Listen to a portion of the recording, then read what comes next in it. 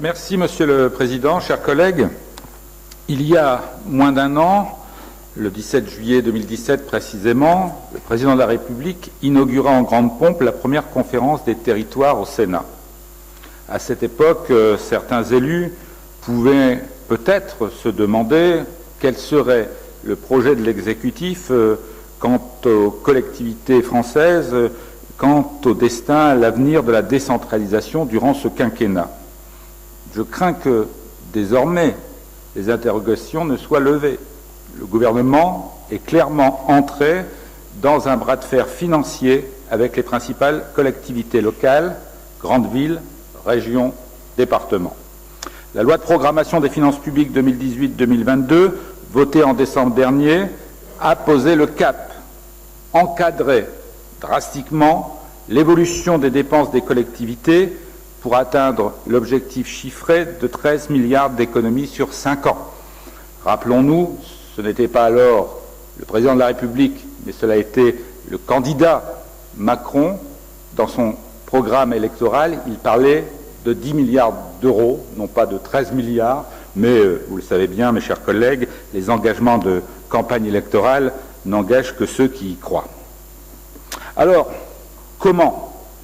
Avec la contractualisation financière, qui est le nouvel outil de contrainte pour tordre le bras des exécutifs locaux, comment devons-nous nous comporter?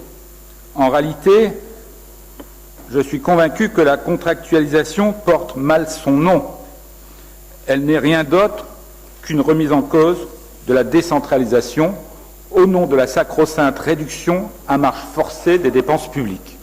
Pour rappel, le comité d'action publique 2022, installé par le Premier ministre au mois d'octobre dernier, s'est fixé comme objectif de réduire de 3 points la part des dépenses publiques dans le PIB d'ici 2022, soit, permettez du peu, des crédits, l'ensemble des crédits affectés à l'éducation nationale, la justice et la police. Les services publics de proximité sont devenus trop coûteux, les agents de la fonction publique territoriale sont devenus trop nombreux, et les politiques des collectivités locales seraient un luxe que notre pays n'aurait plus les moyens de se financer.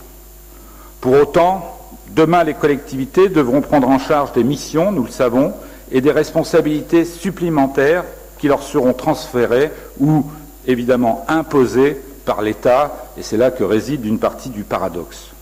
Je pense notamment aux communes, à l'ouverture des bibliothèques le dimanche, ou à la baisse à 3 ans de l'obligation de scolarisation. Les départements, quant à eux, vont prendre en charge dans le domaine de l'insertion le coût des nouveaux contrats parcours emploi compétences qui sont désormais, nous le savons, moins bien financés aujourd'hui par l'État qu'hier. Ainsi, dans le Nord, vous avez prévu de financer 400 contrats dans les collèges et les EHPAD avec un surcoût de 22% pour notre collectivité. Nous pouvons donc affirmer que cette contractualisation est un véritable jeu de dupes entre collectivités qui assument des charges croissantes et l'État qui se défausse aujourd'hui de manière conséquente. D'autant que les collectivités, cela a été dit, ont déjà largement participé au redressement des comptes publics pour une responsabilité minime. Je le dis régulièrement, rappelons-nous, les collectivités ne représentent que 10% de l'endettement total du pays. Ils représentent 70% de l'investissement public et aujourd'hui, ces collectivités locales représentent 50% de la ponction. Je pense que nous devons dire également que le département a déjà pris sa part au redressement des comptes publics. Entre 2013 et 2018, la baisse cumulée de la dotation globale de fonctionnement se chiffre pour le Nord à 136 millions d'euros, alors que les dépenses de l'État ont progressé de 1,9% sur la même période. Il est vrai qu'à l'époque, la situation financière de notre pays était en moins bonne santé qu'aujourd'hui. Je fais référence aujourd'hui à ces fameux moins 3%. La démarche de contractualisation est donc, je le pense, parfaitement hypocrite. Elle ajoute des contraintes supplémentaires au département que l'État lui-même serait bien incapable de s'appliquer et donc de respecter. En outre, cette procédure de contractualisation, mais je devrais dire contractualisation entre guillemets, est totalement technocratique, mise en place à la hussarde, sans grande concertation et va à l'encontre de ce qui devrait être le dialogue normal entre l'État et notamment les départements. Les collectivités locales ont en effet pas besoin de prescripteurs. Elles ont besoin d'un État partenaire qui respecte ses engagements. Par exemple, dans notre région, qu'en est-il de la réalisation du canal Seine-Nord-Europe que nous avons dû arracher au gouvernement de M. Édouard Philippe? À l'avenir, quelle sera la capacité d'agir des collectivités pour leur territoire? Quelle sera leur capacité d'investissement et de service à la population? Devrons-nous renoncer à certains projets d'investissement puisqu'ils génèrent en moyenne entre 2 et 4% de nouvelles dépenses de fonctionnement supplémentaires les premières années? C'est le risque de la contractualisation qui pose un véritable verrou sur l'action des exécutifs locaux au suffrage universel. Il s'agit, je le crois, malheureusement, d'un retour en arrière historique par rapport aux grandes lois de décentralisation.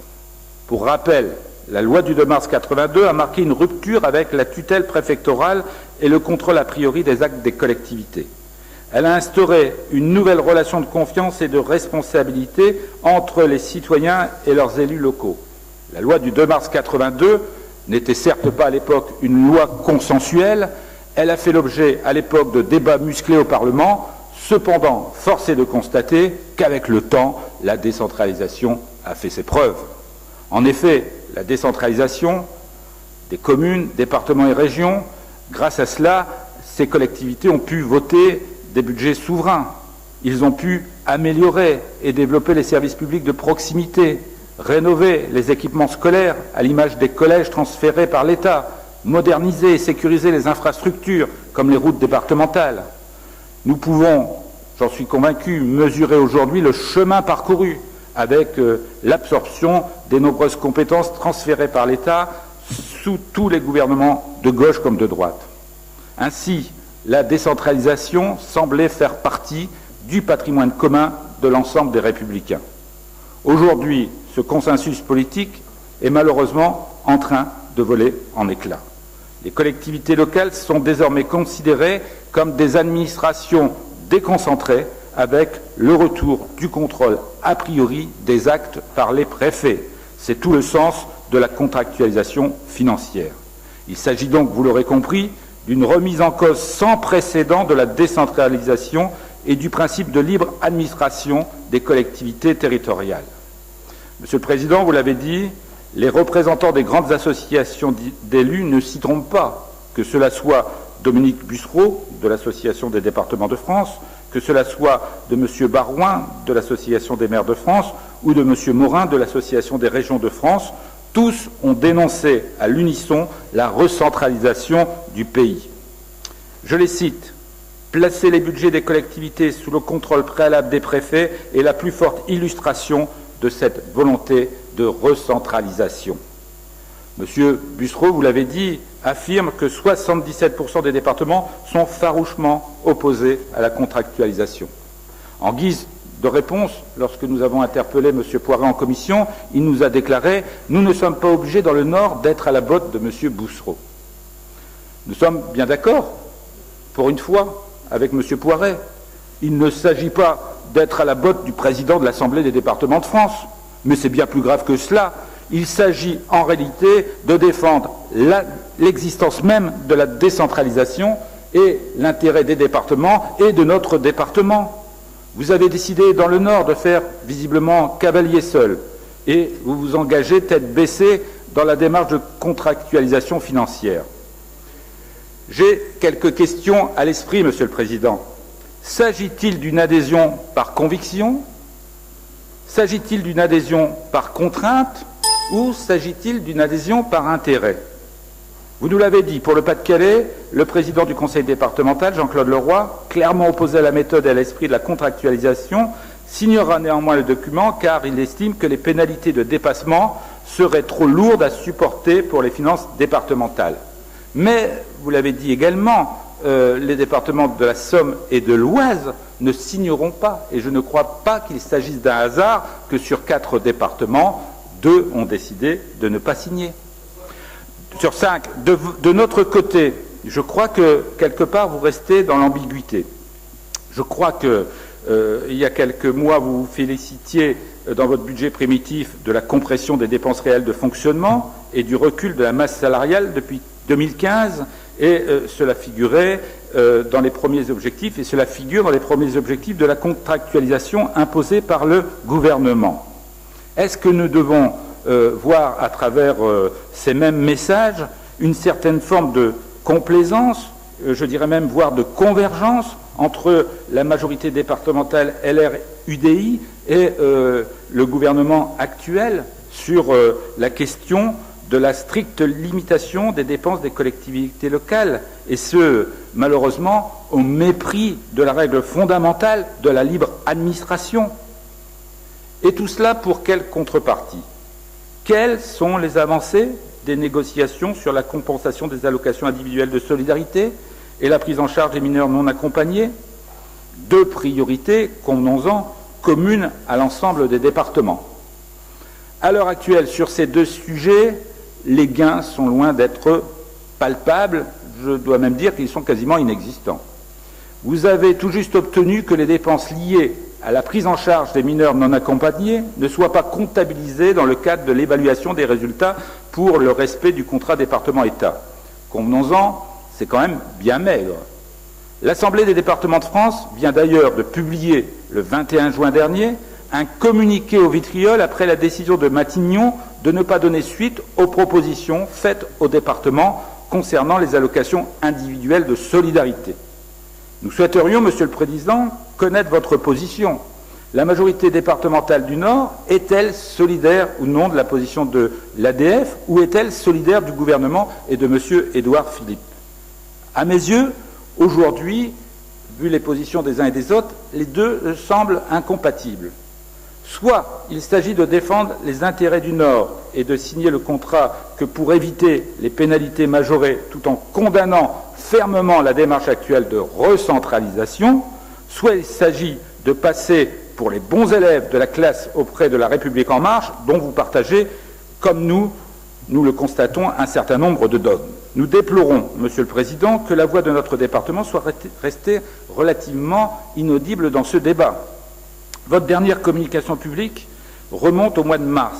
Vous déclariez à l'époque, en référence au versement des allocations individuelles de solidarité et à la prise en charge des mineurs non accompagnés, que, je cite, « l'équation budgétaire ne tient pas » et que s'il n'y a pas d'accord acceptable avant la fin du mois, nous n'aurons aucune raison de signer le contrat pour contenir les finances publiques que l'État nous propose. Ou plutôt, en réalité, je devrais dire, nous impose. Que s'est-il donc passé entre vos propos de cette époque et ceux d'aujourd'hui? Depuis, effectivement, ça a été un peu silence radio. Pour quelles raisons, Monsieur le Président, acceptez-vous de signer le contrat? Y trouvez-vous un intérêt objectif pour le Nord, qui, selon vos estimations, n'est pas menacé par une quelconque sanction, les dépenses de fonctionnement étant prévues à la baisse au sein du projet de budget primitif pour moins 1,2%. En conclusion, Monsieur le Président, il nous semble qu'il se dessine bien deux mondes différents. L'ancien monde, qui était celui de la République décentralisée et de la libre administration des collectivités locales, et le nouveau monde, dans lequel les collectivités locales sont désormais chapeautées par l'État et la tutelle préfectorale, prises dans un carcan financier technocratique sans lien avec la réalité et les besoins de la population de nos territoires. Pour notre part, et à la différence des villes et des maires que vous avez cités, parce que justement nous sommes conseil départemental, et parce que force est de constater que, comme vous le disiez il y a quelques mois, si le compte n'y était pas, il ne faut pas signer ce contrat, le compte n'y est pas. Aucune avancée sur les allocations, aucune avancée sur les DMTO, pas grand-chose sur les MNA. Donc, Monsieur le Président, je crois que face à ce qu'il faut appeler un diktat politique et financier du gouvernement, nous ne pouvons pas, nous ne devons pas voter la signature du contrat entre l'État et le département du Nord. Je vous remercie.